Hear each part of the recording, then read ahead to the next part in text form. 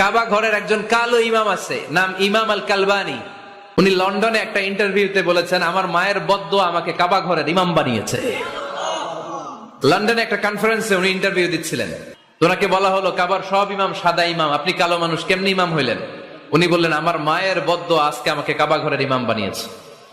উনি বললেন, আমি ছোট্টবেলা অনেক বদের হাড্ডি ছিলাম, আমার মতো দুষ্ট আমার এলাকায় কোনো ছেলে ছিল না। মানুষের গালাগালি, মারামারি, দুষ্টামি, ভাঙচুর, চেঁচামেচি, চিৎকার, বিশৃঙ্খলা আমার মতো কেউ বেশি করতে পারতো না। কিন্তু আমার মা ছিল অনেক বড় আল্লাহওয়ালা। আমার মা জানতেন আল্লাহর কাছে দোয়া করার কত বড় পাওয়া। আমার মা যখন আমার উপর রেগে যেতেন, আমার মা জানতেন রাগের মাথায় বদদোয়া দিলে বদদোয়া কবুল হয়ে যাবে। এজন্য যখনই আমি বেশি দুষ্টামি শুরু করে দিতাম, আমার মা রেগে আমারে বদদোয়া দিয়ে বলতেন, আল্লাহ তোরে হেদায়েত দেখ, আল্লাহ তোরে কাবা ঘরের ইমাম বানায়া দে।